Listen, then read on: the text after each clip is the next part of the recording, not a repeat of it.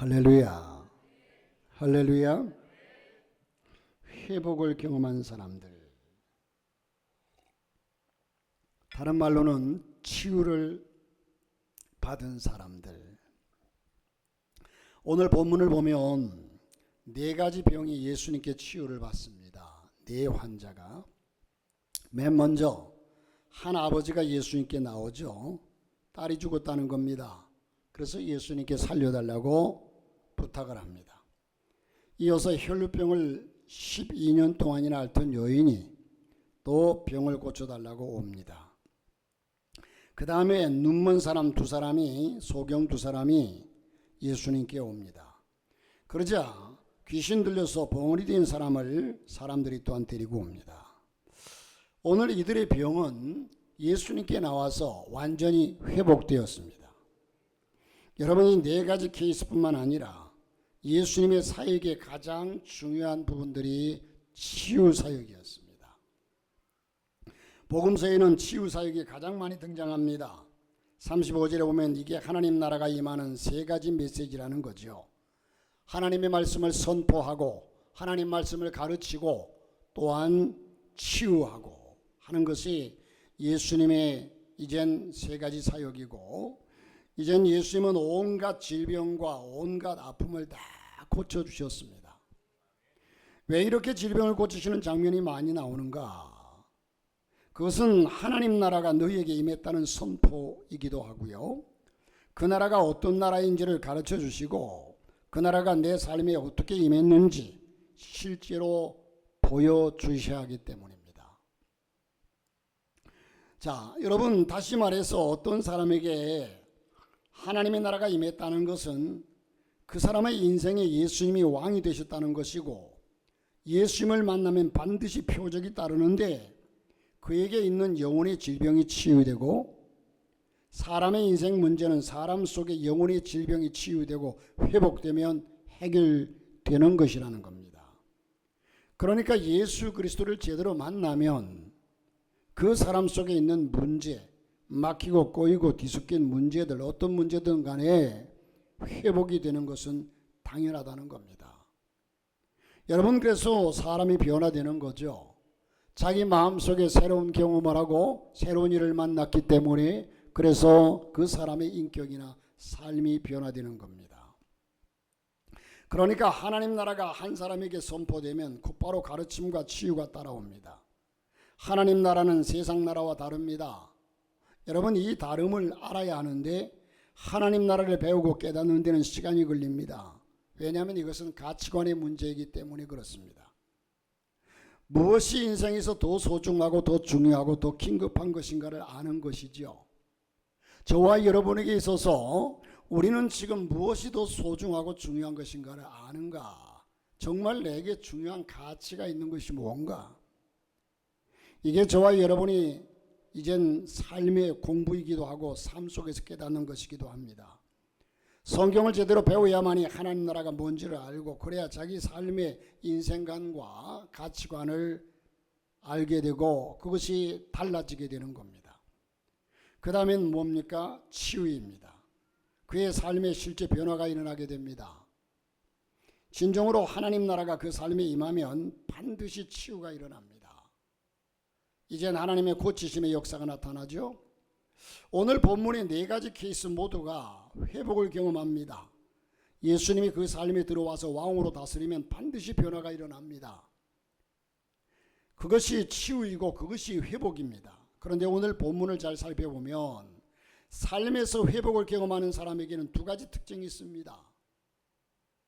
삶에서 이 네 부류의 사람들이 이젠 치유를 경험한 이후에 나타나는 그 모습을 보면, 특징을 보면, 이젠 하나가 뭐냐? 첫째는 믿음입니다. 여기에 네 부류의 사람 다 믿음이 있었다는 겁니다. 믿음이고, 하나는 우리 주님의 긍휼하심입니다. 그러니까 우리의 믿음에다가 하나님의 긍휼하심이 플러스되면 기적이라는 것이 나타납니다. 여러분, 우리가 구원이라는 거 하는 것을 제가 금요일 날 그런 얘기를 했어요. 구원은 우리의 믿음 플러스 하나님의 은혜 이퀄 구원이다. 아무리 우리에게 믿음이 있어도 하나님의 은혜가 없으면 구원을 얻을 수 없고, 또 하나님의 은혜가 아무리 우리에게 쏟아진다 한들 우리에게 하나님을 믿는 믿음이 없으면 구원을 이룰 수가 없다는 거죠. 믿음은 예수님께 나오는 사람에게 필수적인 요소입니다. 어떤 사람은 믿음이 있고 어떤 사람은 없어요. 그 다음에 긍휼입니다. 예수님이 한 사람을 고쳐주실 때 긍휼이 주어집니다. 여러분도 이 두 가지가 여러분의 삶에 있기를 주의 이름으로 축복합니다. 회복을 경험하는 사람들은 두 가지를 경험하는 것이죠. 믿음과 긍휼입니다. 하나는 그 사람으로부터 나오는 것이고, 믿음은 그 사람으로부터 나오는 것이고, 긍휼이라고 하는 것은 주님께로부터 나오는 겁니다. 그래서 주님께로 나오는 것과 내게서부터 나오는 것이 플러스 되면 거기에 치유와 하나님의 역사가 나타납니다. 오늘 이 말씀을 몇 가지로 생각해 보면, 첫째는 믿음으로 예수님께 나오는 사람은 회복된다는 겁니다. 믿음으로 예수께 나오면 회복됩니다. 자, 믿음이 뭐예요? 믿음은 기대감입니다. 내가 뭔가를 기대하고 될 줄로 믿고 기대하는 거죠. 예수님을 기대하고 믿고 나오는 겁니다. 믿음 없이는 나오지 못합니다. 여러분, 복음서의 모든 치유에 빠짐없이 등장하는 것이 믿음입니다. 그 병자가 자기 질병을 가지고 씨름하다가 예수님께 이 문제를 갖고 가봐야겠다. 예수님께 나가면 이 병을 고칠 수 있겠다. 이 문제를 해결할 수 있겠다라는 생각이 듭니다. 다 그렇지는 않습니다. 어떤 사람에게는 이 믿음이 있습니다. 문둥병자, 백부장, 중풍병자 다 믿음으로 주님 앞에 나왔습니다. 여러분도 언젠가 예수님께 처음 나왔을 때 맨 처음 누군가의 손에 인도를 받아 이끌려 교회라는 곳에 왔을 때 여러분에게 믿음이 있었을 겁니다. 믿음이 있으면 다 회복을 경험합니다. 가장 먼저 18절에 한 아버지가 예수님께 나왔습니다. 자, 이 사람이 지도자였습니다. 직책이 회당장입니다. 여러분, 회당이라고 하는 것은 이스라엘의 중심부인 예루살렘에 성전이 하나 있고 각 지역마다 회당이 하나씩 있습니다. 그 회당에서 하나님 말씀을 가르치고 교육하고 하는 곳들인데 그 회당장이라는 거죠. 이 회당장이라는 게 이제는 공동체, 종교적 사회적 공동체 센터라고 볼 수 있습니다. 회당장이라는 것은 당시 상당한 사회적인 지위와 또한 위치가 있었습니다. 그런데 문제가 발생합니다. 이 회당장의 12살짜리 딸이 심한 병에 걸려 죽었어요. 마가복음에는 죽어가고 있다고 말씀하고 있는데 마태복음은 죽었다고 나오고 있습니다.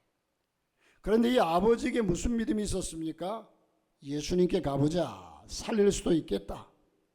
어떤 믿음이 있는가를 살펴볼 수 있는 기록이 있습니다. 18절에 그 아버지가 예수님께 나오자마자 무릎을 꿇었습니다. 무릎을 꿇었어요. 마가복음에는 예수님의 발 앞에 무릎을 꿇었다고 기록되어 있습니다. 뭡니까? 기대감, 절박함, 간절함 이런 거죠. 뭐라고 말합니까? 내 딸이 죽었습니다. 그러나 오셔서 내 딸이 죽었습니다 하고 그러나 이 그러나라고 하는 것이 믿음이죠. 그러나라고 하는 것이 믿음이에요. 지금 내 삶은 절망입니다.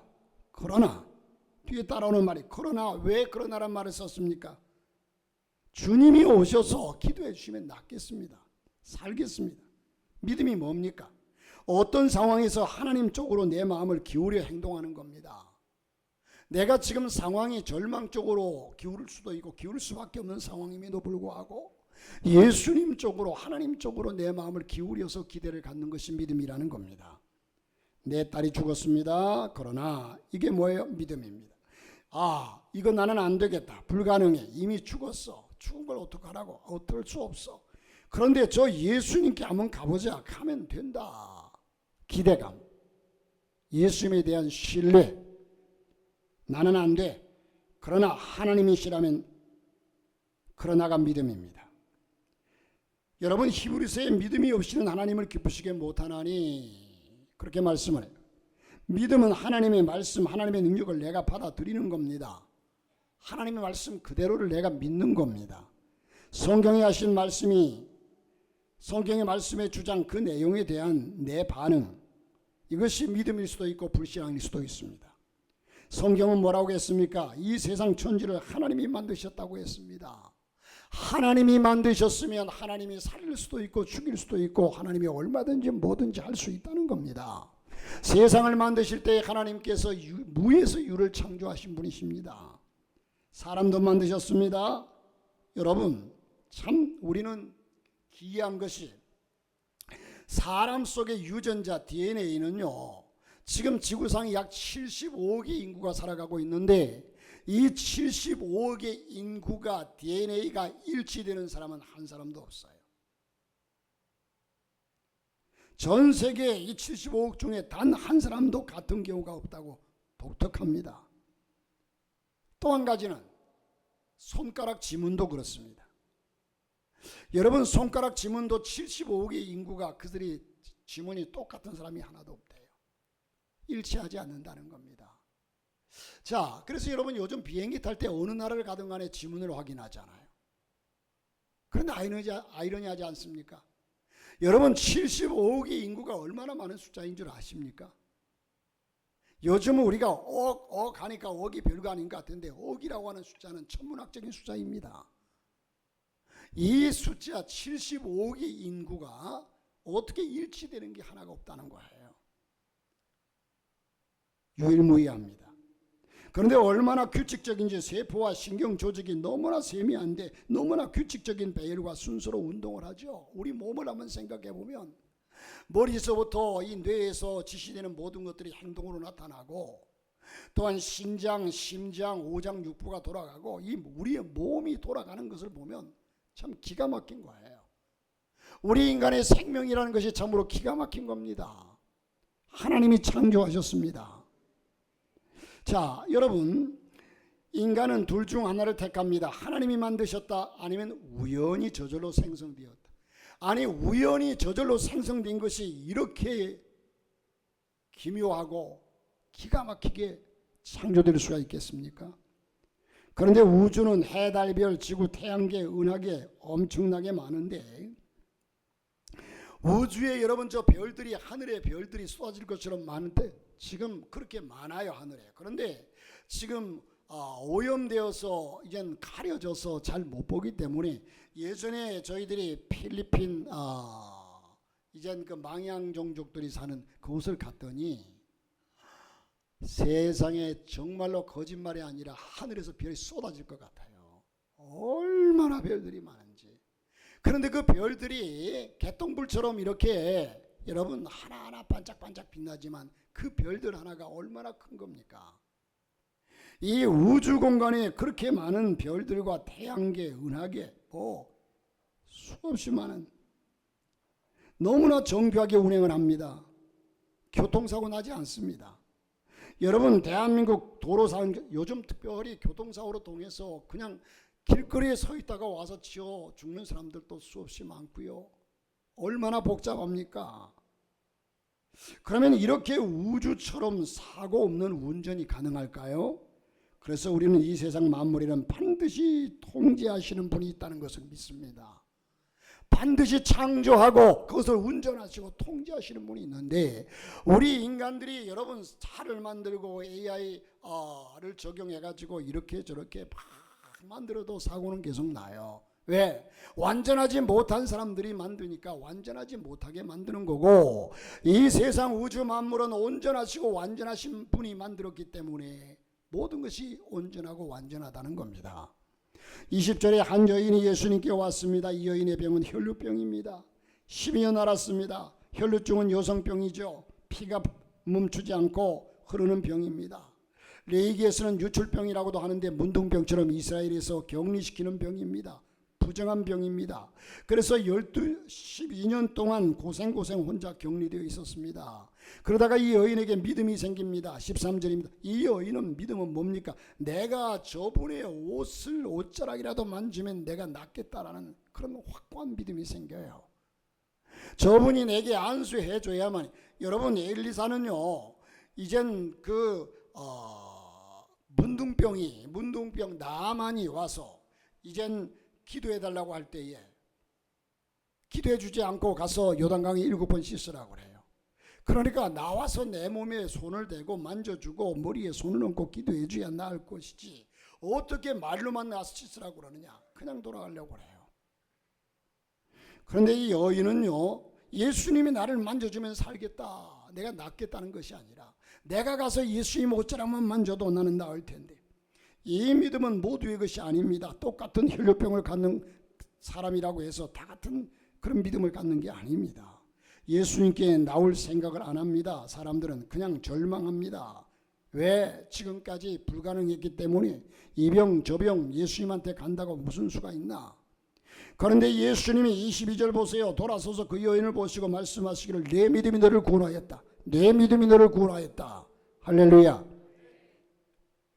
자, 바로 그때 그 여자가 회복됩니다. 어떻게 알아요? 자기 몸의 변화가 감지돼요. 몸에 흐르던 피가 딱 멈추는 겁니다. 여러분, 자기의 영적 상태, 자기의 육체적인 상태는요, 회복되면 가장 먼저 자기 자신이 아는 겁니다.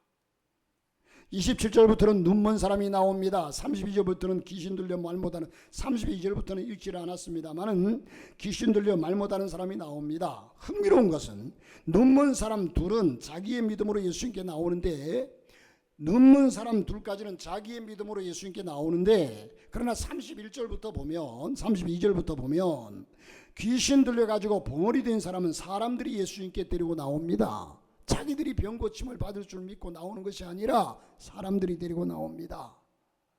한 중풍병자를 네 사람이 들것에 들어서 지붕을 뚫고 내리는 것처럼 다른 사람의 믿음으로 그들에게 나옵니다. 한 사람이 치유되는 일에, 한 사람의 인생 문제에, 고장난 것이 회복되는 일에 당사자의 믿음도 필요하지만 때로는 주변 사람들의 믿음도 매우 효과가 있다는 것을 말해주고 있습니다.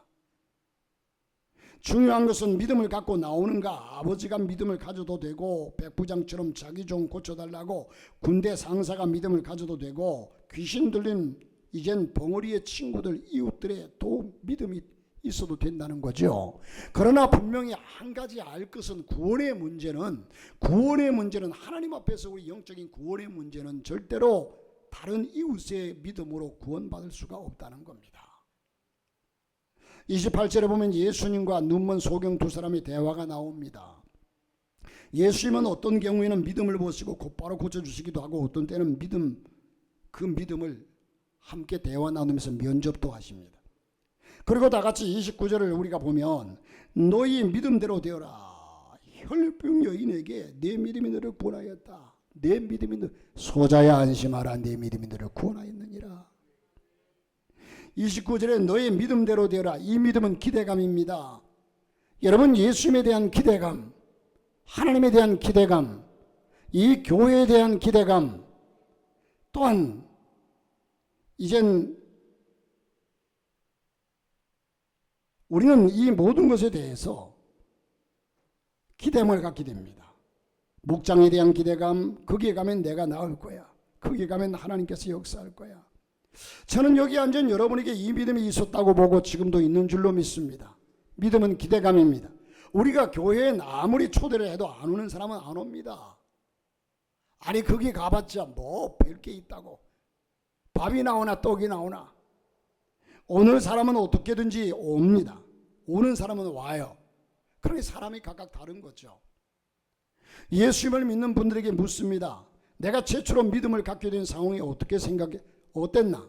여러분, 처음에 어떻게 교회 나왔든 교회 나올 때 상황이 어땠나 생각해 보세요. 놀랍게도 내 인생에 가장 상황이 안 좋았을 때 나왔을 가능성이 큽니다.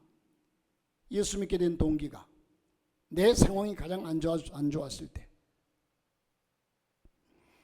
딸 문제로 주님께 매달린 아버지처럼, 혈루병 여인, 12해 동안 혈루병을 앓던 여인처럼 내 힘으로는 안 되고 아무리 나 혼자서 몸부림쳐봐도 인간의 힘만으로 어쩔 수 없을 때 예수님께 나온 여인처럼, 눈이 캄캄하고 앞이 아무것도 안 보인 소경처럼 우리도 그렇게 주님께 나왔어요. 자, 나올 때는 하나님밖에 없다는, 이제는 의지할 것이 하나님밖에 없다라는 사실을 생각하고 하나님께 나온 거 아니겠습니까? 지금 혹시 여러분의 어떤 절박함의 문제가 무엇입니까? 그 상황이 나를 예수님 앞으로 이끌어가고 있는가 생각해 보시기 바랍니다. 지금 인생이 고장난 문제를 갖고 있습니까? 그것을 가지고 주님 앞으로 나올 시간입니다. 믿음으로 예수님께 나온 사람은 다 회복을 경험합니다. 하나님께서 점진적으로, 하나님이 때로는 즉시 회복하시고 역사하신다는 겁니다. 주님은 여러분의 상황이 치명적인가는 문제가 안 됩니다. 그 상황이 얼마나 치명적이고 얼마나 극단적인가는 그것이 문제가 안 돼요. 여러분에게 믿음이 있는가를 보십니다. 믿음으로 나오면 하나님의 역사를 보게 될 것입니다. 두 번째로는 여러분, 예수님이 긍휼로 만져주시면 회복된다는 거예요. 믿음과 긍휼은 한 사람의 회복에 필수적입니다. 믿음과 긍휼, 회복에 필수적이에요. 다시 말해서 여러분, 우리의 구원이라고 하는 것은 뭡니까? 우리의 구원은, 영적인 구원은 우리의 믿음과 하나님의 은혜, 이 두 가지가 결합될 때의 구원이라는 것이 형성됩니다. 아무리 하나님께서 우리를 도우시고 은혜를 베풀려고 해도 내가 하나님을 믿는, 예수를 구주로 믿는 믿음이 없으면 그건 구원이 성사될 수가 없어요. 또 아무리 내가 선을 행하고 몸부림치고 이렇게 해도 하나님께서 하나님의 은혜, 십자가의 은혜를 우리에게 허락지 아니하시면 우리는 구원받을 수가 없습니다. 여기에 아무리 불쌍하고 아무리 믿음을 가지고 왔다고 해도 예수님께서 긍휼을 베풀어 주지 아니하시면 저들은 고침을 받을 수 없다는 거죠. 믿음과 긍휼은 한 사람의 회복에 필수적입니다. 그런데 믿음을 갖고 나온 사람은 주님이 불쌍히 여겨주십니다. 그리고 오늘 대부분 주님이 손을 대서 고쳐주십니다. 오늘 본문의 가장 눈길을 끄는 말씀, 아주 반복되어 나오는 것은 주님의 손입니다. 주님이 손을 대어 만져주셨다. 주님이 그의 아픔을 불쌍히 여겨주셨다는 뜻입니다. 그러면 질병이 고침을 받더라는 겁니다. 그래서 오늘 본문에 다 손을 대서 고쳐주십니다. 18절에 회당장 그 아버지가 예수님께 나와서 무릎 꿇고 간구한 말이 뭡니까? 오셔서 그 아이의 손을 얹어주십시오. 그 아이에게 손을 얹어달라. 그러면 살아날 것입니다. 이것이 아버지의 믿음이었습니다. 주님이 손을 얹어주시면 내 딸은 낫는다. 주님께서 그 집에 가셨는데 이미 장례식이 진행되고 있었습니다. 여러분, 주님이 소녀의 방에 들어가셔서 하신 일이 뭔가요? 25절에 예수님께서 그 소녀의 손을 잡으시니, 주님의 손이 소녀의 손을 잡아요. 소녀의 손은 죽은 손입니다. 그러나 주님의 손은 생명의 손입니다. 하나님께서 인간을 창조하실 때에 우리 인간을 흙으로 빚어놓고 움직이지 않고 흙덩어리에 불과합니다. 그런데 이 하나님께서 그 코에 생기를 불어넣으시니 생명이 된지라. 이 소녀는 죽은 사람이고 그 손도 죽었지만 살아있는 하나님의 능력의 손이 그 손을 붙잡으니 그는 살아났습니다. 그 소녀가 어떻게 일어났습니까? 벌떡 일어났습니다. 곧바로 회복을 경험합니다. 누구의 믿음입니까? 그 소녀의 믿음이 아니고 아버지의 믿음입니다.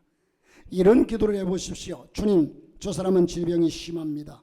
영혼이 죽었어요. 오셔서 한 번만 만져주세요. 그래서 여러분의 기도로 통해서 이젠 여러분의 가족이 구원을 얻고 주 예수를 믿어라. 그리하면 너와 네 집이 구원을 얻으리라 말씀합니다. 그 다음 12년 헬루병 고생한 여인에게도 긍휼이 부어집니다. 그녀는 자기가 예수님 옷에 손을 대면 나을 것이라는 믿음을 가집니다. 여러분, 본래 이것은 허락되지 않습니다. 율법으로 보면 혈루병 여인은요, 영적으로 참 불결한 병입니다. 그게 가까이 올 수도 없어요. 문둥병자들처럼 격리되어 가지고 나는 부정한 사람이요, 나는 부정한 사람이요 하면서 살아야 하는 사람입니다. 그래서 혈루병에 걸리면 사람들이 그를 만지면 함께 부정하게 되지요. 터치하면 안 됩니다. 그런데 이 여인은 속으로 생각합니다. 내가 주님 옷에 손을 댔습니다. 믿음은 생각입니다. 불신앙도 생각입니다. 무슨 말입니까? 믿음은 어떤 생각입니까? 예수님은 내 삶의 대안이 되신다고 생각하는 생각이 믿음입니다. 예수님은 예스가 된다, 이 생각이 믿음입니다. 하나님은 예스가 된다, 이 생각이죠. 불신앙은 뭡니까? 내 인생 이 상황 하나님이 오셔도 안 된다. 못 고쳐, 안 된다고, 다 끝났어. 하나님이 만져주신다고 되나? 가능성이 없어. 그런데 여인은 믿음의 생각을 했습니다. 그 여인은 아무도 모르게 예수님 뒤로 갔습니다. 왜? 예수님 옷만 만져도 낫겠다는 생각이 있었기 때문에 주님의 옷에 손을 댑니다. 22절에 주님이 그 여인을 보실 때 불쌍히 여겨주십니다. 12해를 병으로 지치고 힘들고 고달프고 외로운 그 상황을 불쌍히 여기십니다. 바로 그때 그 여자가 나음을 받습니다. 사랑하는 성도 여러분, 하나님은 지금도 살아계시고 어제도 오늘도 영원토록 동일하십니다. 하나님께 내 모든 짐을 가지고 하나님께 나오시기를 바랍니다. 27절입니다. 눈먼 사람 둘이 뭐라고 부르짖습니까? 예수님 우리를 불쌍히 여겨주십시오. 그러면 뒤따라옵니다. 그러면서 뒤따라와요. 예수님이 그들에게 믿음이 무엇인가를 물으니까 주 예수님 믿습니다. 간절하죠? 29절 그들의 눈에 손을 대시고 주님은 오늘 문제가 있는 곳에 손을 대십니다. 그 문제에 불쌍히 여기신다는 뜻입니다.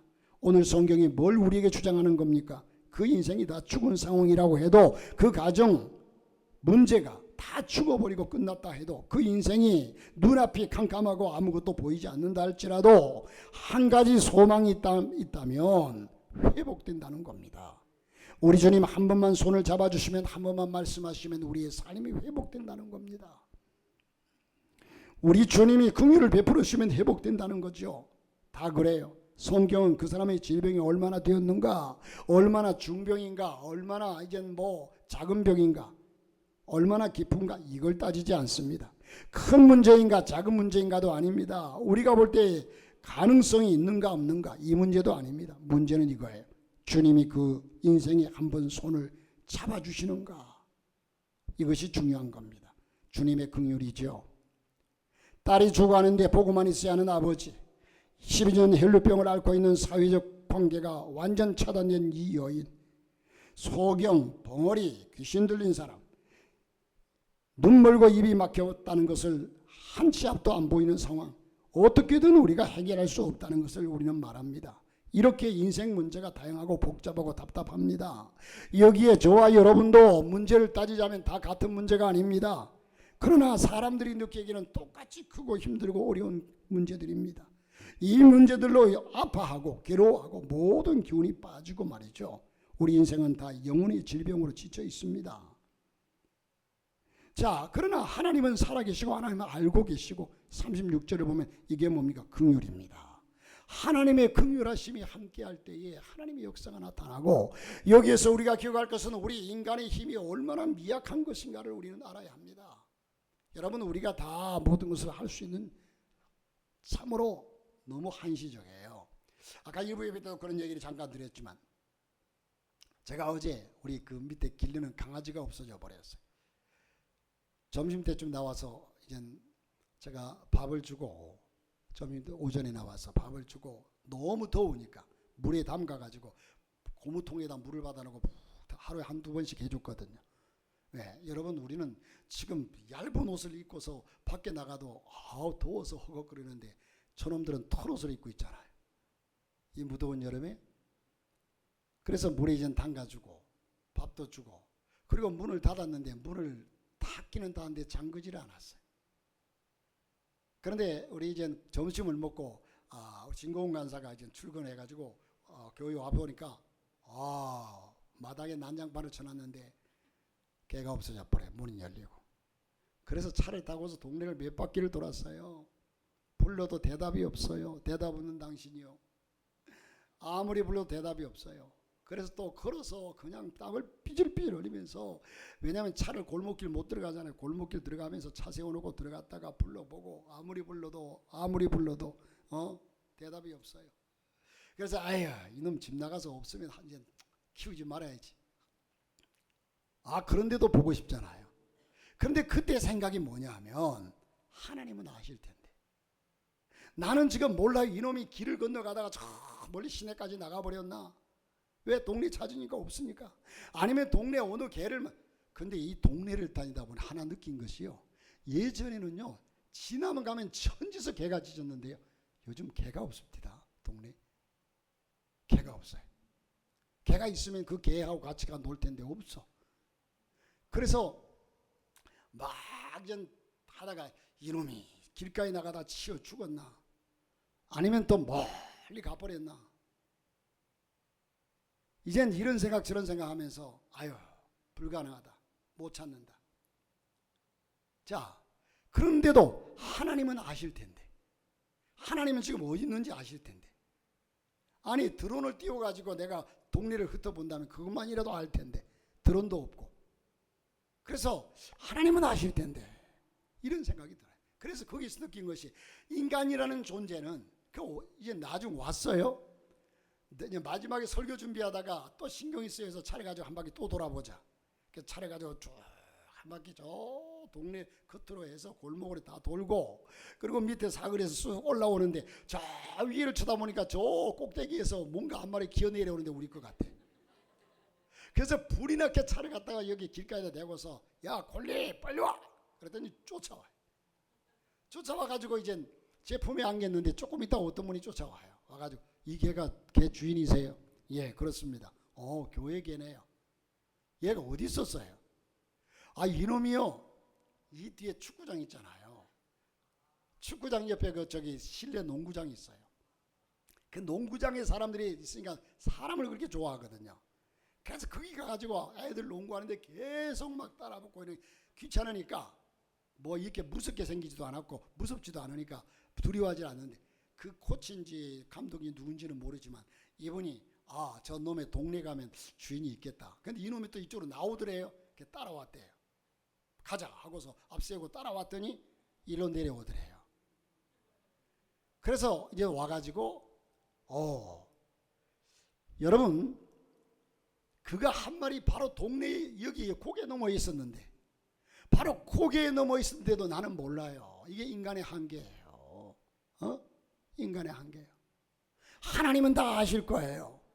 여러분 우리의 인간의 힘이 이렇게 나약하다는 겁니다. 그러나 예수 그리스도 그분이 역사하시면 된다는 거죠. 사람들은 보통 예수님 만나기 전에 자신의 인생 문제, 영혼의 질병, 열등감과 명예욕이라고 봅니다. 이 두 개가 결합된 병입니다. 나에게는 왜 이것이 없을까? 돈이 없어요. 가난해요. 먹을 게 없어요. 엄마도 없어요. 공부도 뭐 특출하게 하지 못해요. 몸도 작아요.